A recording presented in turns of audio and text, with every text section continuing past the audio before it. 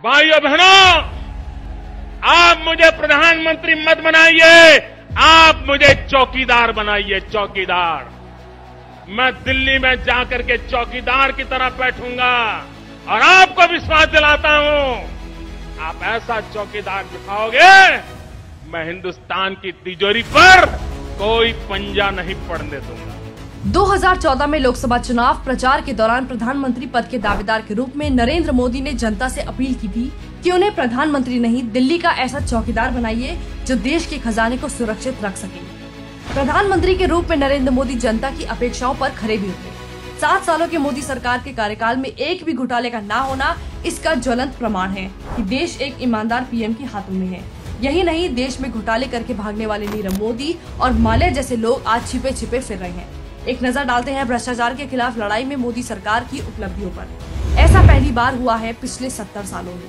पहली बार काले धन के खिलाफ एसआईटी का गठन, काले धन पर लगाम लगाने के लिए नोटबंदी का ऐतिहासिक फैसला, पहली बार पूरे देश के लिए एक कर व्यवस्था लागू, इतिहास में पहली बार स्विस बैंक ने दी खाता धारकों की जानकारी, पहली बार डिजिटल लेन देन को बढ़ावा मिला। इसका सबसे बड़ा उदाहरण है यूपीआई ट्रांजैक्शन की संख्या 3 अरब के पार पहुंची। 3.5 लाख फर्जी कंपनियों के रजिस्ट्रेशन रद्द, भ्रष्टाचारियों पर कानून शिकंजा, जीएसटी लागू होने से भ्रष्टाचार में आई कमी। नवंबर 2020 में जीएसटी संग्रह 1 लाख करोड़ से भी अधिक था। बेनामी संपत्ति के खिलाफ कार्रवाई में तेजी। उत्तर प्रदेश में आजम खान से लेकर शहाबुद्दीन तक जैसे भ्रष्ट और गुंडे नेताओं की करोड़ों की संपत्ति सरकार ने जब्त की। भगोड़ा आर्थिक अपराध के तहत घोटाला करके विदेश भागने वाले नीरव मोदी, विजय माल्या जैसे लोगों की करोड़ों की संपत्ति नीलाम करके बैंकों को उनका पैसा लौटाया गया। भ्रष्टाचार मामलों में कांग्रेस की खुदी कब्र। आईएनएक्स मीडिया और पद के दुरुपयोग के मामले में पी चिदम्बरम 106 दिनों तक की हिरासत में रहे। 20,000 करोड़ के नेशनल हेराल्ड केस में राहुल और सोनिया गांधी दोनों जमानत पर बाहर। मनी लॉन्ड्रिंग और भूमि विवाद मामले में रॉबर्ट वाड्रा को कमरे में बंद कर ईडी ने घंटों पूछताछ की। भगोड़ों का जीना मुश्किल। स्विट्जरलैंड में भगोड़े नीरव मोदी की 300 करोड़ की संपत्ति जब्त, कोर्ट के चक्कर लगा रहा है। भारत में विजय माल्या की 20,000 करोड़ की संपत्ति नीलाम, बैंकों को दिया गया पैसा। मेहुल चौकसी एंटीगुआ की जेल में सजा काट रहा है, गर्लफ्रेंड संग मौज मस्ती करते पकड़ा गया।